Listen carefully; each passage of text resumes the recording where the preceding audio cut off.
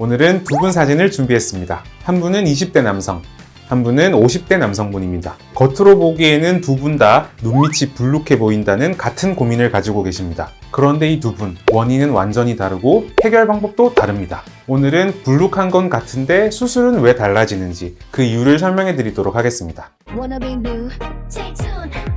Let's go. 눈밑이 왜 불룩해 보일까? 사람마다 눈 밑에 있는 안화지방량이 똑같지는 않은데요. 눈 밑에 지방이 조금 과하게 있으신 분들은 눈 아래쪽에 안화지방이 돌출되면서 불룩해 보이는 건데요. 이게 젊을 때 눈밑이 불룩해 보이는 것과 나이가 들었을 때 불룩해 보이는 이유가 조금은 다릅니다. 젊었을 때 눈밑이 전반적으로 두툼해 보이는 분들은 대부분 선천적으로 눈을 감싸고 있는 안화지방의 양이 많은 거예요. 타고난 지방이 많다 보니까 안구에 지방이 눌려서 이렇게 앞으로 눈밑이 불룩하게 튀어나오게 되는 거죠.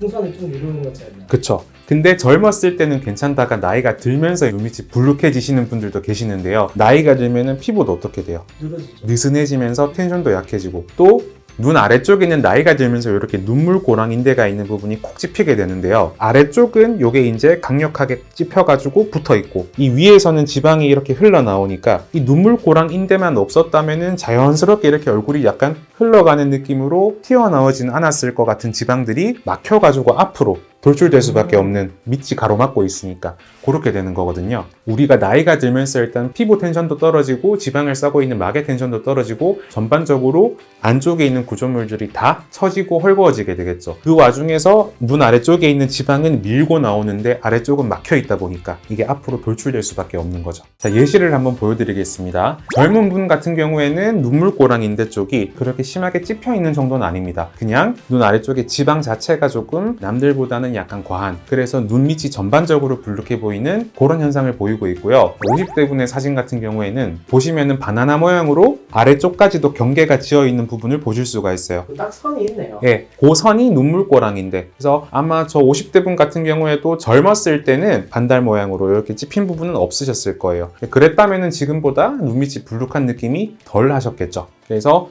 눈밑이 불룩해 보인다. 단어상으로는 눈밑이 불룩해 보인다는 건 똑같지만 원인은 조금 다릅니다. 지금부터 그러면 20대 눈밑 불룩한 경우의 특징에 대해서 알아보도록 하겠습니다. 일단은 피부 탄력과 눈밑 구조가 아직까지는 잘 유지되고 있기 때문에 눈 아래쪽에 눈매도 이렇게 깔끔하게 유지가 되는 모습을 볼 수 있고요. 처지거나 바깥쪽으로 외반되거나 이런 게 없죠. 구조적인 문제보다는 지방의 양 자체가 많기 때문에 눈밑이 불룩해 보인다. 그렇게 생각할 수 있겠습니다. 그래서 이런 경우 해결하는 방향은 단순하게 눈밑 지방을 제거만 해줘도 충분히 만족할 만한 결과를 만들어낼 수 있습니다. 다음은 50대 눈밑 불룩함의 특징입니다. 이때부터는 지방의 양뿐만 아니라 눈밑 구조의 노화, 변성도 같이 영향을 미치게 되는데요. 제일 특징적인 게 눈물고랑인데 눈 아래쪽으로 반달 모양, 바나나 모양으로 이렇게 콕 찝혀 보이는 요 구조물, 요거 때문에 눈물고랑인데 위쪽으로는 불룩해 보이고 아래쪽으로는 더 꺼져 보이는 그런 이중적인 문제가 생기게 됩니다. 그래서 단순히 지방만 제거하는 경우에는 이 아래쪽으로 꺼짐이 더 부각되어 보이거나 우리 풍선도 바람 빠지면 쪼글쪼글해지잖아요. 그것처럼 눈 밑에 주름이 조금 더 자글자글하게 이렇게 생기는 그런 문제가 발생할 수 있습니다. 그래서 이런 경우에는 단순히 지방을 제거만 해서 될 게 아니라 반드시 눈밑 지방 재배치를 해줘야 되는데요. 눈밑 지방 재배치는 눈 밑을 막고 있는 이 눈물고랑 인대를 충분히 박리를 해줘서 튀어나와 있는 지방이 아래쪽으로 자연스럽게 내려갈 수 있게 길을 만들어주는 수술이라고 생각하시면 될 것 같습니다. 그래서 실제로는 이 눈 아래쪽에 있는 안화지방을 이 앞쪽까지 이렇게 재배치를 시켜주는 것이기 때문에 눈밑 지방 재배치라고 우리가 부르는 것이고요. 그래서 불룩한 지방을 아래쪽에 꺼진 부분으로 채워주면서 눈 아래쪽 컨투어를 평평하게 만들어주는 수술이라고 생각하시면 될 것 같습니다. 지방이 남는다든지 네. 지방이 모질하다든지 그런 일은 없나요? 있죠. 그래서 눈밑 지방이 너무 과다한 경우에는 지방을 일부 제거를 해주기도 합니다. 지방 재배치하고 남는 거는 제거를 하나요? 네. 그러면 모질하는 경우 과다하지는 않은데 살짝 그냥 불룩해 보이시는 분들 같은 경우에는 재배치를 하기에는 지방이 조금 부족할 수도 있어요. 이런 분들 같은 경우에는 지방 이식을 추가로 해준다거나 아니면 필러 같은 보충제를 통해서 눈 아래쪽의 볼륨을 보충시켜주는 편입니다.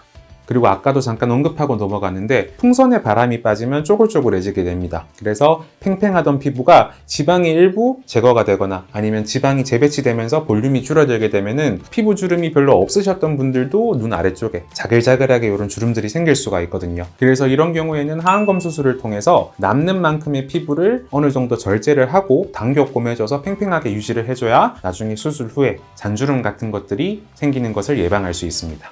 아, 단순히 블록한 거 뺀다고 해결되는 게 아니네요. 그쵸. 상담 오셔가지고 제가 직접 이제 눈 밑에 피부도 이렇게 당겨보고 어느 정도 이제 남을지 그런 거를 체크를 해보려고 상담으로 오시는 거겠죠. 단순하게 사진으로만 봤을 때는 진단이 정확하지 않을 수가 있으니까 꼭 성형외과 내원하셔서 성형외과 전문의와 상담을 받아보시는 걸 추천드립니다.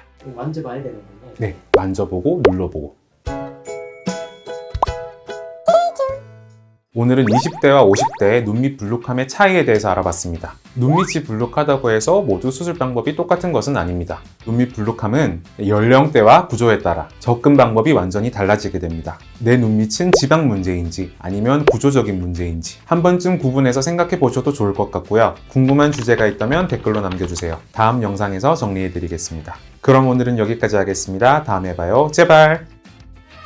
青春上扬，微光。